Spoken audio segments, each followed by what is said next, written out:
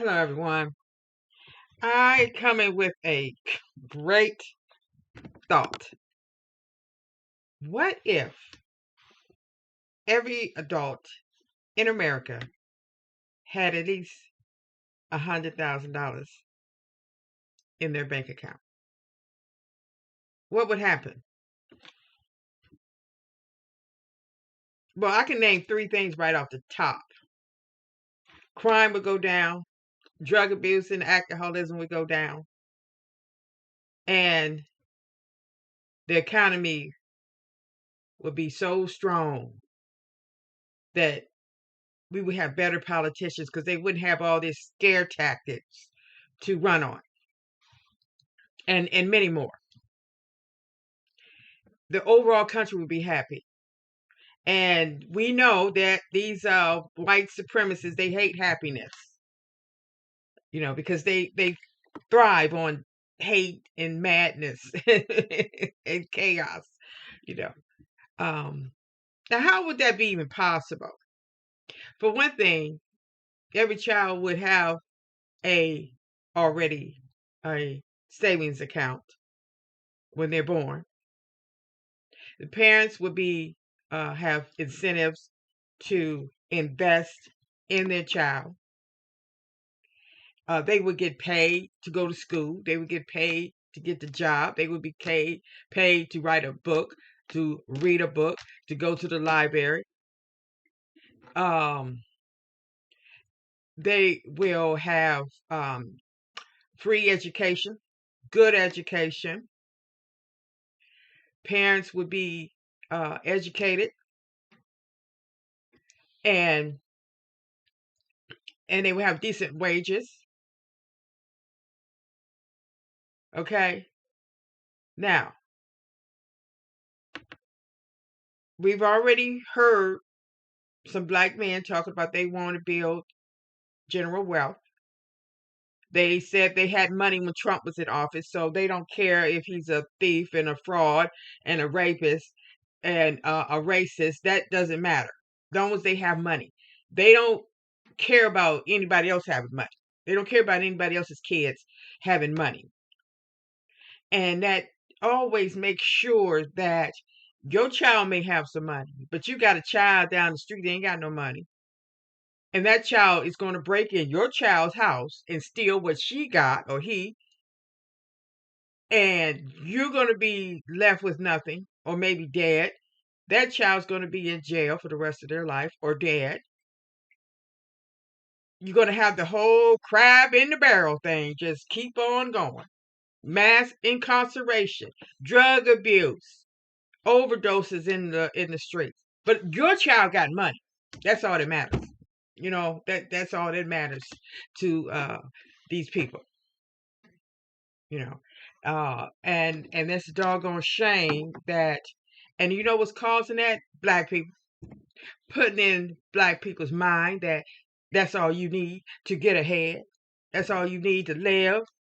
It don't matter if you got to go out there and cheat and steal. And then what make it so bad? Where's this general wealth coming from? These mom and pop businesses, barbershops, they're going to have any kind of bad situation would take those businesses to their knees.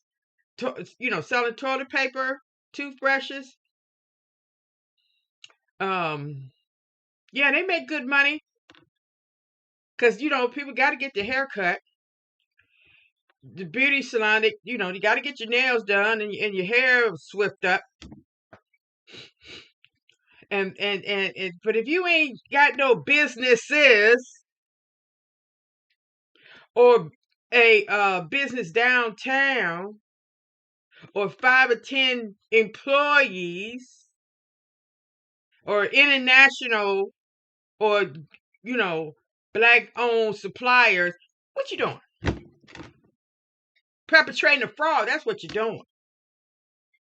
And then you're going out here thinking you got to support white racists to get you some more money so your child can grow up to do what? It's pitiful. But ask yourself, what if everybody every adult had $100,000 in their pocket, in their bank account. And they have to keep it in there. They take it out, they have to put it back, they have to maintain it for at least next 20 years because it's going to have to go on continually through the family. What will we be doing? They ain't gonna let that happen. They're not gonna have. You look at any black neighborhood out here, and you look at all their bank accounts. You probably would find an average of 10 people with over $10,000 in their savings account.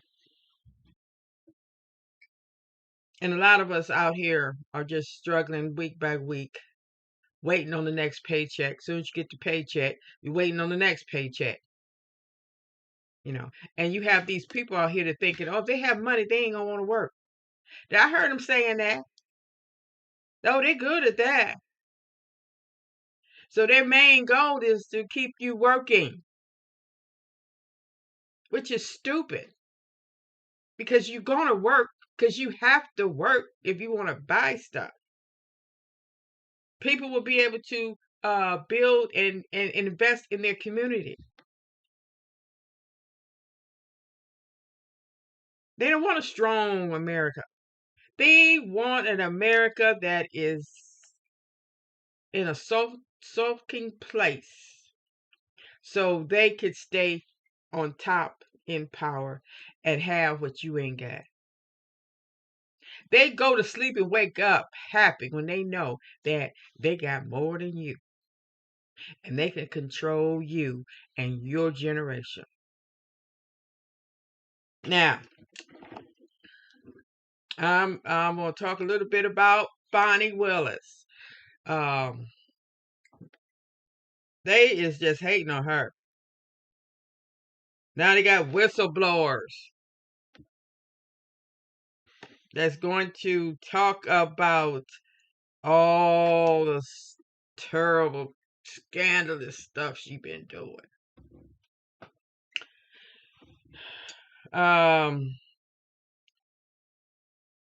News about Fani Williams, DA, and Georgia.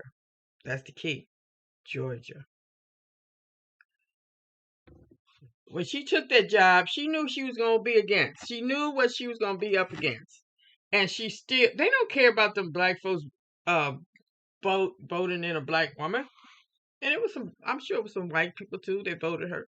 But she's not really controlling nothing.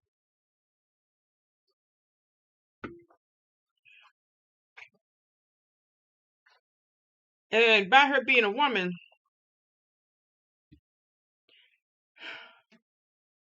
you got to be a little bit more dangerous. Yeah. And see, we don't have enough people protecting our black women. And you have a lot of jealous black men out here that's mad because she got that job.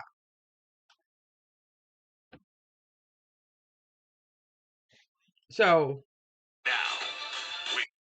oh yeah, you got a lot of black men out here that is jealous of black women.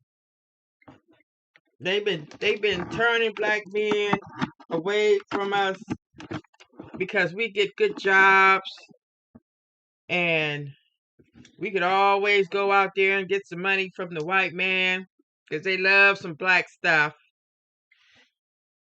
Breaking news. That breaking news tonight, Fulton County District Attorney Fani Willis trying to block subpoenas, calling for her appearance at a hearing related to the Georgia election indictment. This is the news at 7. I'm Tracy Hutchins. Well, see, that's what they did. They done changed the narrative from the corrupt, disgraceful president and his cronies to her corruption.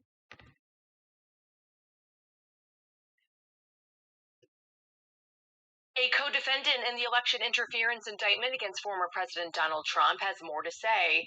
Michael Roman claims Fulton County DA Fani Willis and Special Prosecutor Nathan Wade were dating before she was sworn in back in 2021. Meantime, the state senators investigating Willis over her alleged improper relationship with Wade met for the first time. They are trying to see if any laws were broken. Why? The committee could hear from whistleblowers inside of Willis's own office. What law? This panel does have subpoena power, so they can also compel Willis to testify. Republicans want to. They want to get all her business out. They want to put it on there and paint her as a whore.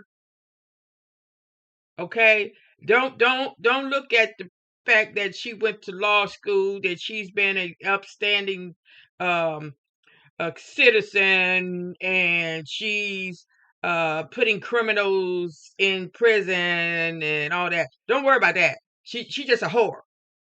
You know, that's what they want to paint her at. Look, and now listen to what this.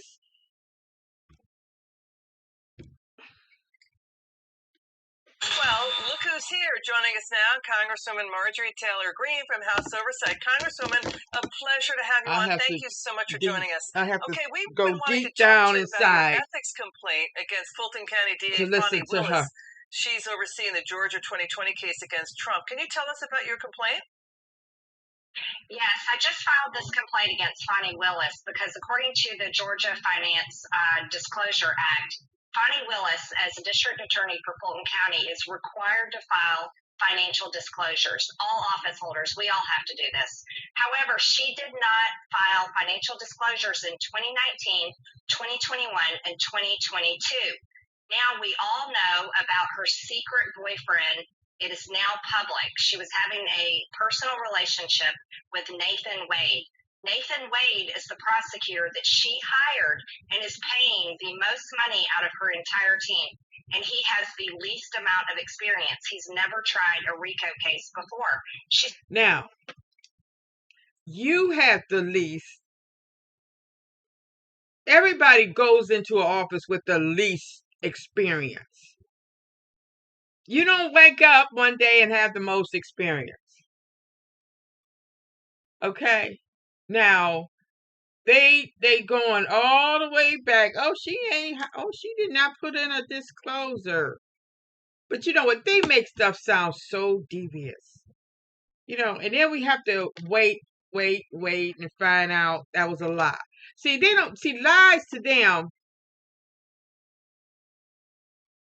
is formed to damage a person. Because you know people would believe a lie before they believe the truth. Because a lie gives them the okay to hate you. And come on. Fulton County District She got nerves to talk about anybody. Her personal life is screwed. She just got a divorce because her husband hates her. President Donald Trump's Georgia election case, Nathan Wade. Trump's co-defendant, Michael Roman, accused Willis and Wade of having romantic ties last month for the Hill, but Willis has denied any wrongdoing, saying, quote, any personal relationship among members of the prosecution team does not amount to a disqualifying conflict of interest or otherwise harm a criminal defendant. Some of the folks over at MSNBC recently weighed in on Willis's acknowledgement of the relationship. Let's hear what they had to say. I think that the notion of tainting the jury pool is a valid one. I don't think that Fani Willis stepping away from this case eliminates that, because you're still talking about her office, you're still talking about her investigators, and you're still talking about her indictment. And so I think that she did the right thing by saying, look, this is what it is. She can't get in front of it because, you know, what a lot of people may not realize is that in the streets of Fulton County, this was largely considered to be a public secret in terms of this relationship, and that doesn't make it better or worse. What I'm saying is I don't know that the impact on the jury will be as significant as people are thinking is going to be, because for the jury pool, it may not be that much of a surprise.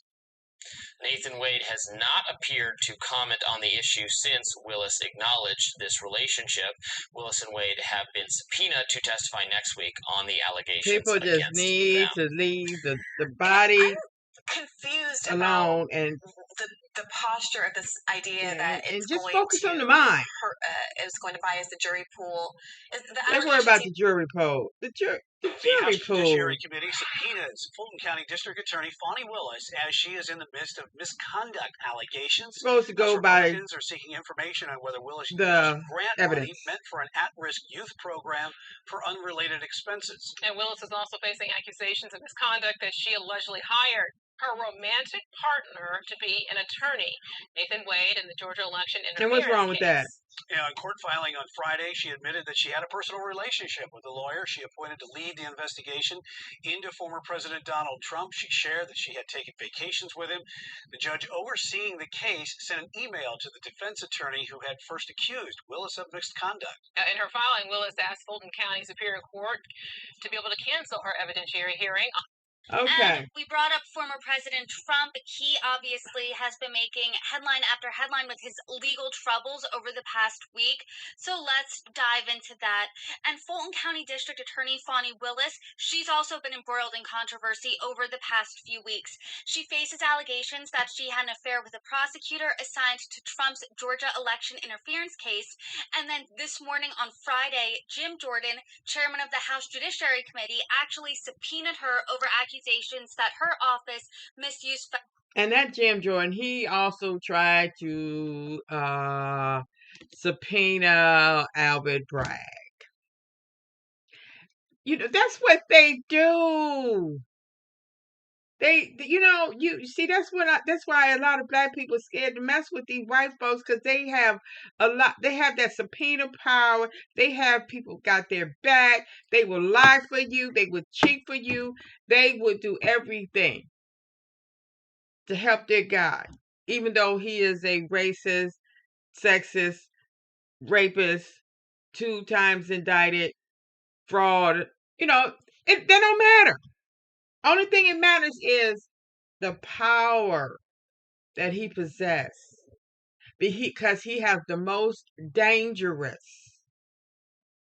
followers that have a blank brain, that they can put anything in and they will fall for it.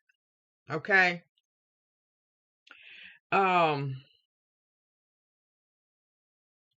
Now what I don't understand is they knew that these charges most likely are going to come back in 2020. Why they wasn't getting all their ducks in a row for this? This scandal shouldn't have never ever came about. But of course we know that we're weak, and when you're dealing with weak ass people, weak ass shit happen. Okay. And we all know we may be the best prosecutor, the best doctor, but you still gonna do stupid stuff. You have a lot of doctors out here that's drug addicts. You have doctors out here that know that smoking kills, but they still smoke. They know about gonorrhea, syphilis, and all, but they still out there having sex with prostitutes. We are made to do the wrong thing because it don't matter. Because we think we're better than others. We think we can get away with it. And we all dealing with the trauma that this country and world has inflicted on its people. We are still going through the trauma of being stolen from our land and our forefathers having to die in the fields, working for these lazy ass people all their life. You are talking about people that came here under distress and worked and lived their whole life never getting anything they wanted. You talking about and they called us lazy. And you talking about people that had to work for their master and then go out and work for themselves so they could muster up enough money to buy their families freedom. We had to buy our freedom. What kind of mess is that? Come on, give me a break. And then here in 2024, we got black folks talking about they want to support some racists.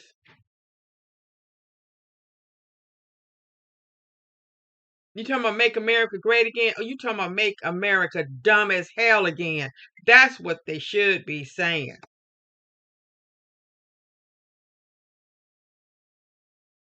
It's pitiful. Federal funds. What do we need to know here in this whole mess? There's that quote from Omar in The Wire that if you come for the king, you best not miss. This is kind of if you come for Trump, you best not have a mess behind you. And it was no doubt that Republicans were going to start looking into her as soon as she decided to prosecute Trump. She admitted just moments ago that she had an affair with the special prosecutor.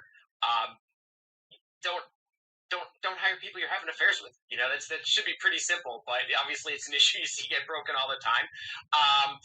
So yeah, I mean that's absolutely an own goal on her part. She did say there were no conflicts, everything was on the up and up there, but it's still the perception that you just hired somebody. You're a prosecutor. You're supposed to be enforcing the law, and here you are hiring a guy you're having an affair with. It's not against the law. Whether it impacted any decisions she made, since she argues no, who knows? The subpoena thing, I don't know enough of what they have, what the Republicans claim to have here. Okay, that's the problem, and that's what they're going to keep putting out there. You should have known better. You shouldn't have never did it. If you're going to go against a punk like that, you should have better backup. Okay. That's what I say, that same thing, but I still think she's the right woman for it. I appreciate everything she's doing. She's fighting, but sometimes you just have to realize that even though you're a good person, you might have to let it go. Don't let these people keep bringing you down, dragging your name through the mud. It ain't worth it, because the evidence is going to get him guilty, not you. It's the evidence. So what she really needs to do is make arrangement for somebody else to take over this case and try it to the fullest of the law and get him convicted, because he's guilty as hell. It's so strange that we even got to go to court. We heard it for ourselves.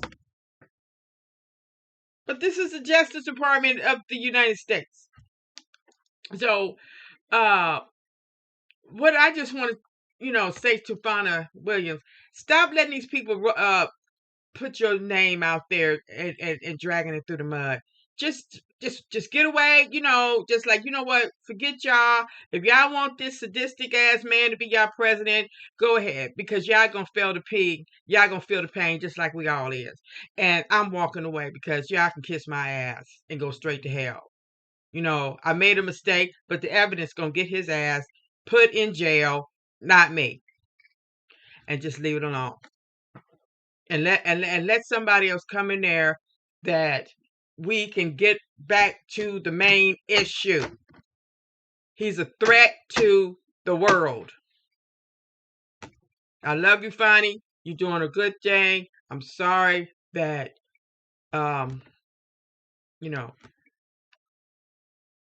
that's just what we have to live with. You in Georgia, okay? So just get out. Just leave it alone. Let the evidence get him convicted. Thank you for watching.